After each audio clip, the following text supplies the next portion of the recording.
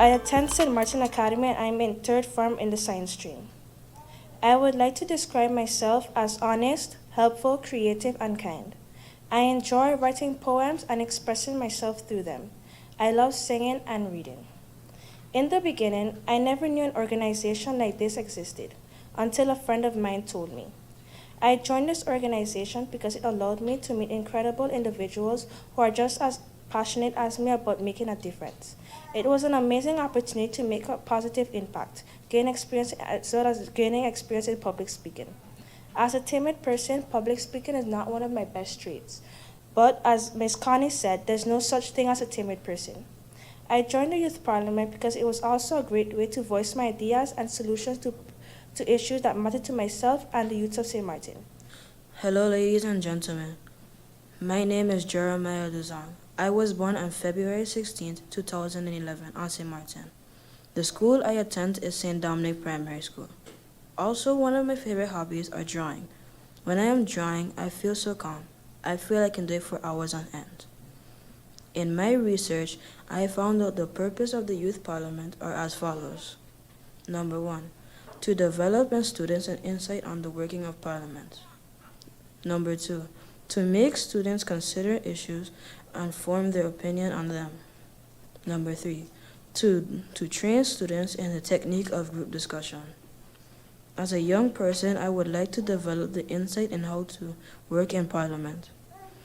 I am interested in joining the Youth Parliament because I would like to be a well-informed young person that is capable of making decisions that would benefit my country.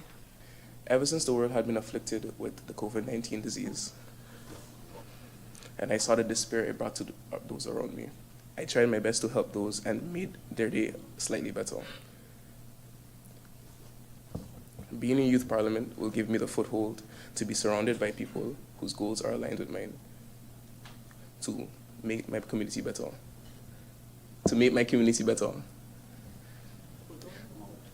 Thank you to those who pushed me to join the Youth Parliament, to push me to join every organization that they gave me the opportunity to join, as in Leo's Club and the Youth Parliament. Thank you to Angel for giving me the opportunity and inviting me to come to Youth Parliament for the first time. And I discovered that I actually liked it. Thank you to all of the trainings to help overcome my anxiety with public speaking, because I'm not a really vocal person. Despite my tone, I am very excited to be a youth parliamentarian. My name is Deborah Isaac. I am 17 years old and I attend the Milton Peters College Take L department. As a curious individual who always thinks there is a solution to every problem and loves being a voice to those who don't have one, I was quite happy to stumble upon this organization. I joined the St. Martin Youth Parliament because it was a fantastic opportunity to enhance my resume, learn about the workings of government, politics, leadership, which will be invaluable to my future. Being a part of this organization allows me to overcome some of my major fears, such as public speaking and being in front of large crowds. It also allows me to tackle important issues such as climate change and mental health. It's a wonderful platform where passionate young people and I can come together and learn from each other to work towards positive changes.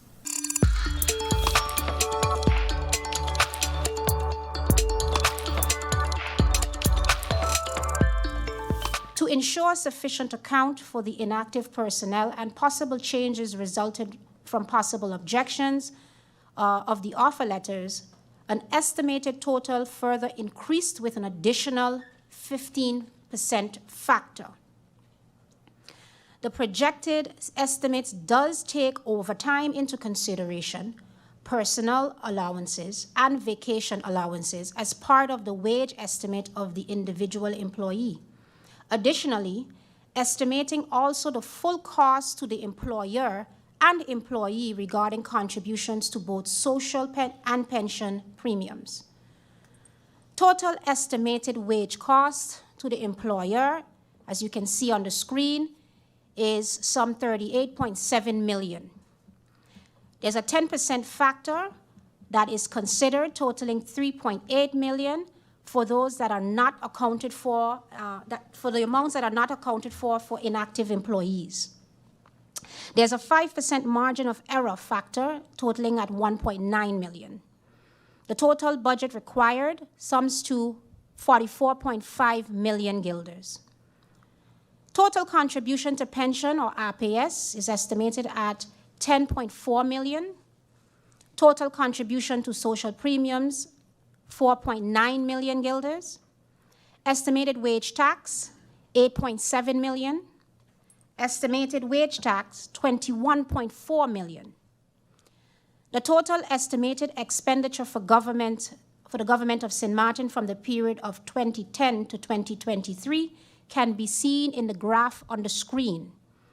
The current estimated net wages does not take into account the already advanced payment made to justice workers, which estimates to a total of 3.2 million guilders. Once the total sum the government of St. Martin is obligated to compensate the personnel of justice, once that was identified, it was immediately realized that the initial covenant agreement that spoke to a 5-year repayment payment period was no longer feasible, as the debt is way too large to accommodate such a short pay period. As such, I requested a meeting with the CCSU after presenting to the Council of Ministers. In July 2023, a meeting with all unions commenced, and the details of the calculations was provided to all in attendance, and a new agreement was achieved where a different payment disbursement plan mapped out that would ultimately benefit the civil servants. The disbursement plan over a period of 10 years and also includes an alternative method of vacation days. There is also a special provision for retired persons of the ministry. Considering the annual disbursement plan, an estimated 4 to 6 million in retroactive payments is advised to be reserved for the annual disbursement over the period of 7 to 10 years, as you can see on the screen. The head of Financial Planning and Control, Ms. Saskia Thomas Solomon, who is also the sole person who spent countless hours gathering the historical payroll data and computing the debt, is currently undergoing a process with SORB to ensure the proper procedures were followed. As I have mentioned several times, and I will state here again, the calculations will be audited to ensure the ministry did this correctly. Mr. Chairman, I will hereby reiterate that it is this administration who has done the heavy lifting. The administration who has taken a decade plus undone for the justice workers. This is a can that has been kicked down the road for many years, and it is now completed. We now await the Minister of Finance to present to the Parliament the budget amendment. It is contingent. I can't stress how important it is that this budget is realized to be of essence, to be able to have the justice workers receive what is due to them. This process was long, it was tedious, it was done by the books, and now we are seeking to be able to have the requirements of His Excellency, but not just His Excellency, but the Kingdom Law met so that Excellency can sign the legislative package. As such, we will be present for that budget debate because many ask the question regarding the status of justice. Some even seek to get credit for this, but the hard work was done by this administration. An ongoing discussion for many years, and that is the issue of the function book. The minister in her presentation, like done in the past, has confirmed that the function book has been approved by national decree. For the understanding of the public and those involved, I think it would be good if we use the national decree containing general measures. No, I see the minister shaking her head, so it's not that national decree. Well, this would then ask, so then, if if that is not a national decree containing general measures, this is just a regular national decree approving the function book. However, that national decree is saying that the enactment of that national decree will take place by national decree. So it is by, let me use the Dutch acronym as my colleague MP just mentioned. So we have the function book approved by LB, but the enactment is yet to come by LB, national decree.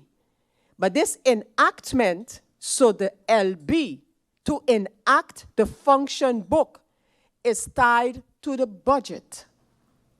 I'm understanding it to be, and if not, if the minister through you, Mr. Chairman, can please explain that.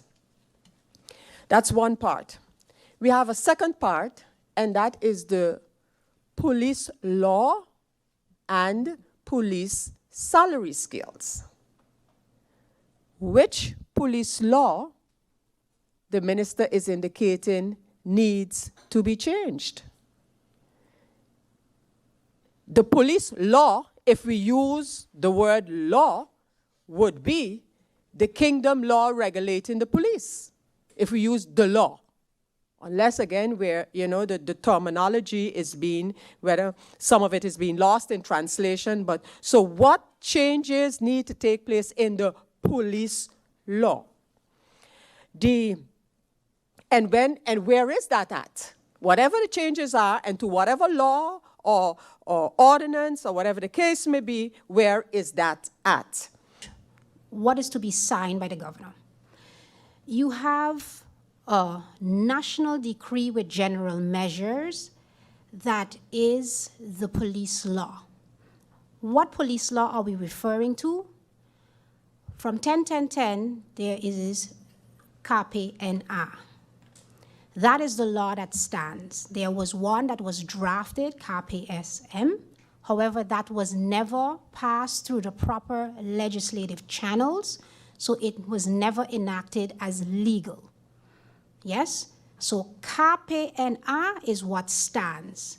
There are aspects to said law that you could say that the justice workers or those from represented within the union that needed to be amended, needed to be changed, needed to be upgraded.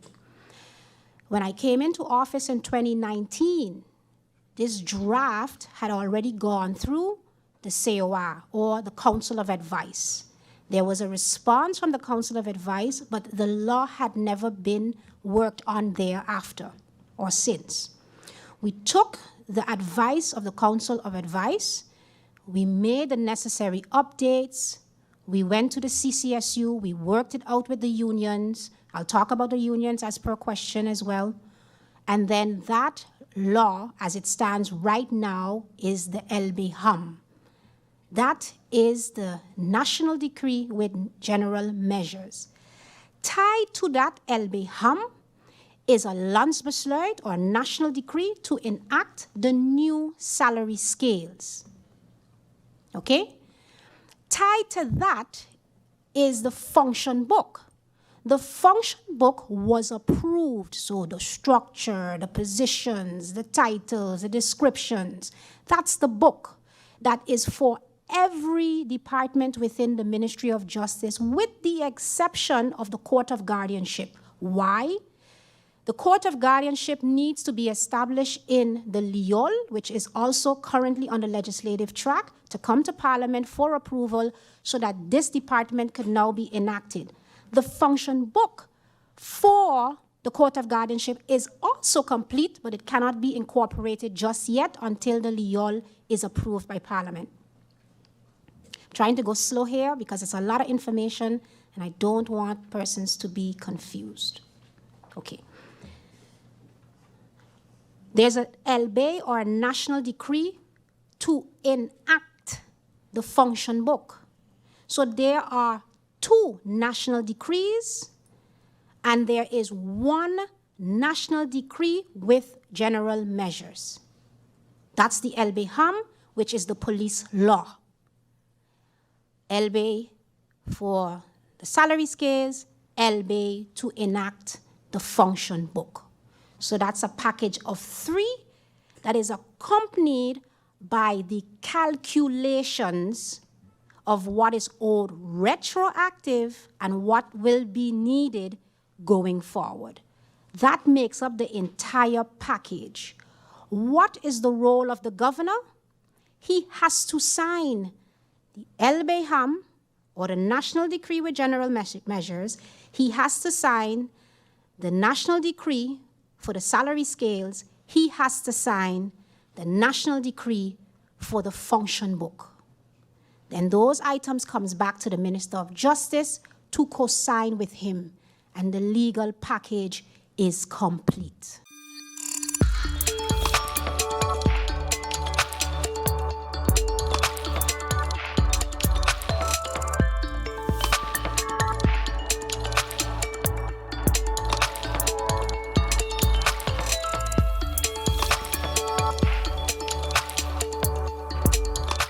Mealtime rules.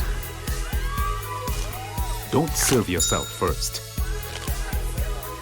Do not eat with your mouth open. Don't rest your elbows on the table. Don't make noise when eating. Does not apply when enjoying KFC buckets.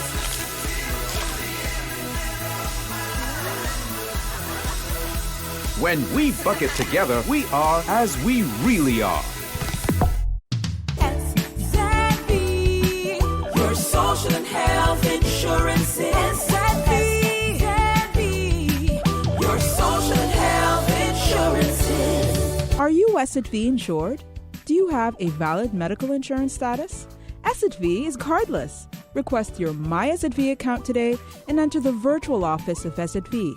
Go to sxv.sx and sign up now. SXV, yeah. Your social and health insurances.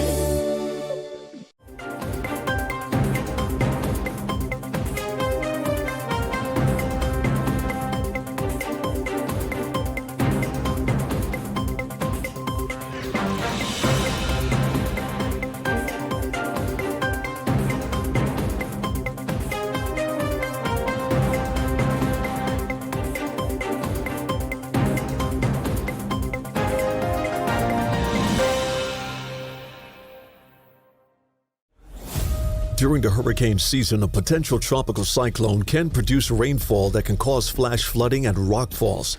Stay away from flood-prone areas during heavy rainfall, such as Jump Up Casino on Emma Plain Road in Phillipsburg, ATLH Road Roundabout, L.B. Scott Road from Emilio Wilson Park until Cake House Supermarket, Zaker's Gut from Petro Plus gas station until the Seventh-day Adventist Church, Welchalaken Road Cahill from Welchalaken Road Roundabout until the One-Tete Loke Roundabout, Beacon Hill Road from Sunset Bar and Grill until the beginning of White Sands Road, and Rhine Road, also known as Mullet Bay Road, after Sonesto Maho Beach Hotel to the entrance of Cooper Coy from the intersection of the University Drive until the intersection of Rio Grande. For more information on how you can keep yourself and your family safe this hurricane season, visit stmartingolf.org/hurricane. This public service announcement is brought to you by the government of St. Martin.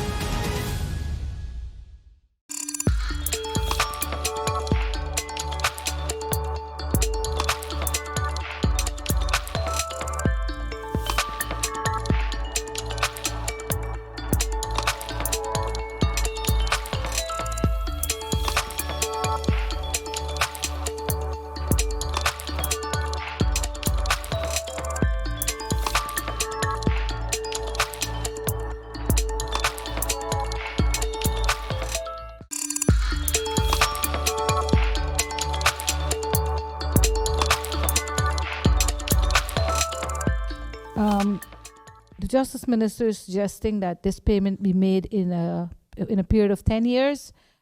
Minister, some police officers already say that they are refusing this because some of them might die out before that 10-year period is up.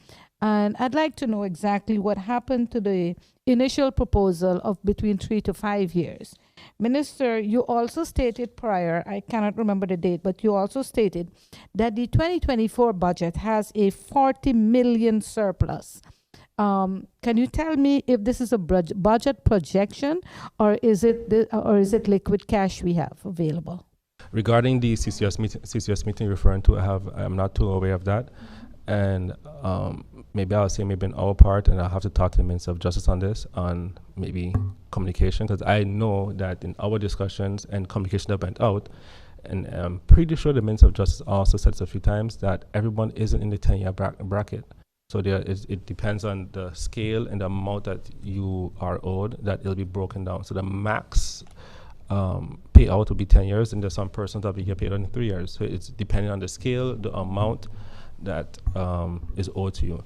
So I'll make that very clear again. I'm pretty sure, again, it has been said. So I really don't want to have a confusion. I don't want to leave here today and say that it's a 10-year period, because that has been communicated consistently. And I'll say it again, 10 years is for the largest amounts, right? Payout, and the largest amount, the scale. I believe there's one other item, and there are persons who probably will be paid out. There are persons that just became, let's say, officers or working in the justice system a year or two before this issue became a topic, right? So they might be able to get paid out in 2 years or 3 years. So I don't have, let's say, the formation in front of me of who and when they get paid out, but I know it's a tiered approach going forward. That was all for justice, I believe, right? Yes. And then maybe your next question. Other question was regarding what you stated earlier. I can't remember how long ago, but you did say that there is a 40 million surplus in the 2024 budget. I'm asking you if this is a budget projection. Which one? 2024? Yes, there's a 40 million surplus in the budget.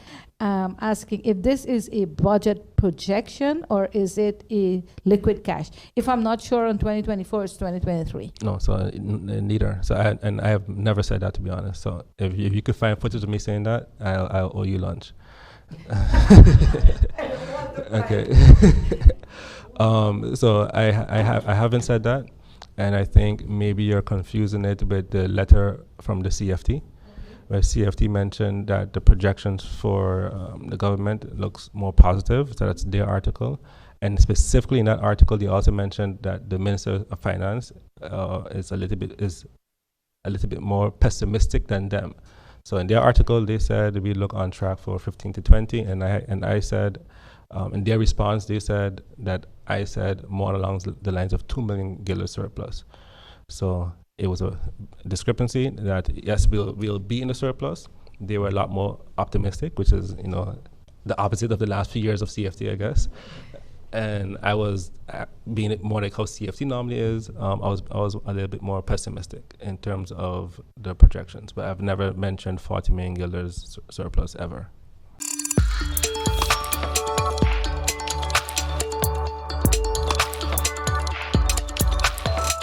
Together with my colleagues Heiliger Martin and Emmanuel, we have requested 2 urgent meetings of Parliament. We have requested an urgent public meeting on the matter of GEBE and on the matter of the National Health Insurance proposal, which is in the pipeline. In our letter regarding GEBE, we have stated that the public concerns regarding GB continue unabated and that government responses have been few and contradictory. The Prime Minister saying one thing and the Minister of VS is saying and doing another thing. The issues that we have mentioned in our letter are, amongst others, the status of data recovery. How far is GB really with securing the data that was lost? The issue of billing and the continuous complaints by members of the public where this matter is concerned, not receiving bills, receiving a tremendous amount of bills all at the same time, and payment being expected at the same time as well. We have had outages and load shedding going on and would like the true picture of what is really going on. And then, overall speaking, the financial viability of the company GEBE. We have been trying every which way to get the attention of government for the plight of the people, and we are being stonewalled at every turn.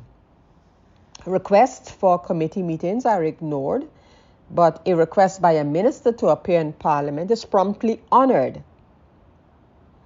We have therefore requested, as I mentioned, urgent meetings, and we have asked that the rules of order be upheld and that the 4-day period for an urgent meeting be observed. In our opinion, these rules take precedence over the scheduling of meeting versus non-meeting weeks. So in our opinion, the requested meetings on GEBE and the National Health Insurance should be called this week. We are now in the month of October and are yet to see the first piece of draft legislation for the National Health Insurance, which is supposed to go into effect on January 1st, 2024. The process to get to a National Health Insurance, by whatever name, is a formidable undertaking, and the people's representatives in Parliament should be afforded the time to debate the matter and hold our own consultations if so desired. In the meantime, doable amendments to current legislation to include medical coverage for sole proprietors, vendors, taxi and bus drivers, etc., are held back, all awaiting the complete overhaul by means of the general health insurance. Adding insult to injury is the lack of the draft amended budget 2023 and the callousness with which the government is handling this matter.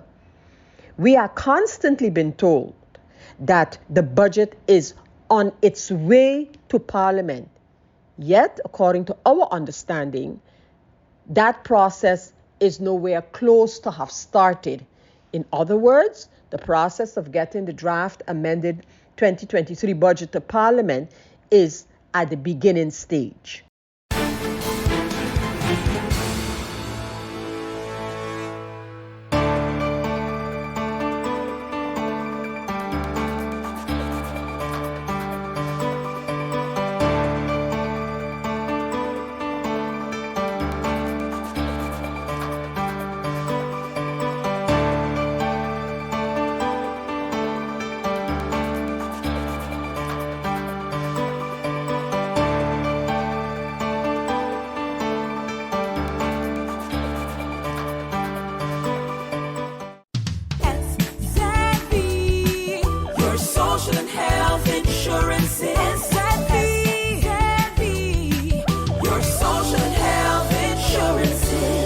Are you SXV insured?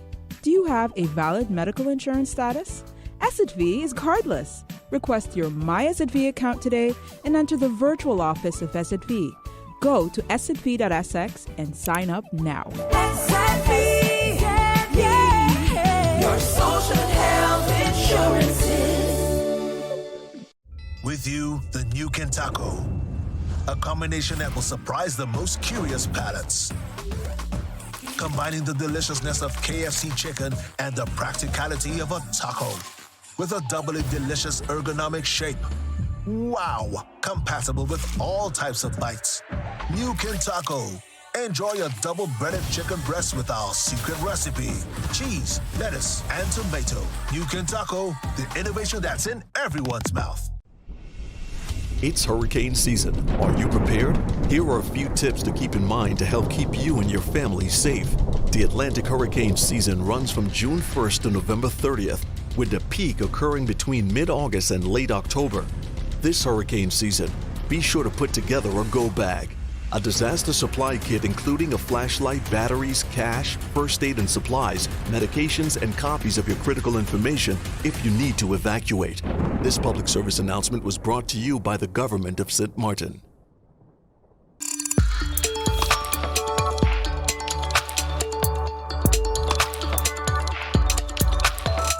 It's 560 days now, if I add on the few days since the article came out, that GB has remained a mystery regarding the inaccurate billing after the ransomware attack.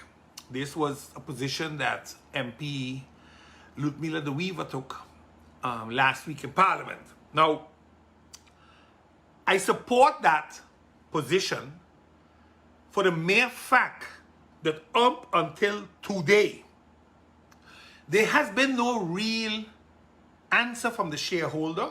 So I am not interested in what GB's management has to say. GB management doesn't report to the public of St. Martin. It reports to the shareholders. So does the board of directors. They report to the shareholders. When we call on GB, we call on the shareholders to come to Parliament and explain Parliament what's happening. Nobody up until today can come with a formal report and say, this is what happened, these are the consequences of the hack, this is what we're going to do, this is the position we are in financially, this is what we can't collect until this day, this is what's outstanding. Nothing. Zero. This is your government. Today, my show is going to be called Blowsy Monday, because blows going to fall today. But factual blows going to fall, not personal blows, factual blows. Because if what I'm saying is a lie, come out, call your conferences on Tuesday, Wednesday, Thursday, so you can come and say what I'm saying is wrong. Because what I'm saying is the truth. Nobody is speaking out. This hands-off approach seems to be on convenience. Only on convenience. I need to also send out a congratulations, because that's what I believe it is.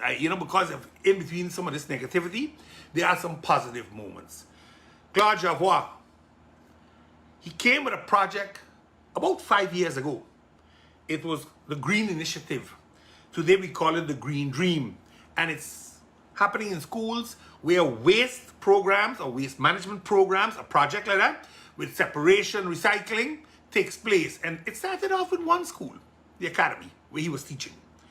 And it has multiplied. Now I know we have the Catholic School Board is involved, we have the MAC. This is one man who has a master's in science with waste. Applied by Vromi for a job, never even had the decency to get an answer. Works at the schools and does this. You see, we have talent. We just don't respect it. And then they say they got a job, fair coming again. Last time they had a mixer, 300 plus people went there, one was hired. You see, I say these things not to be sarcastic, but to show you that when they say they're doing things, they're not doing anything. They're just fronting with a mirage, a show, a smoke screen, a make-believe.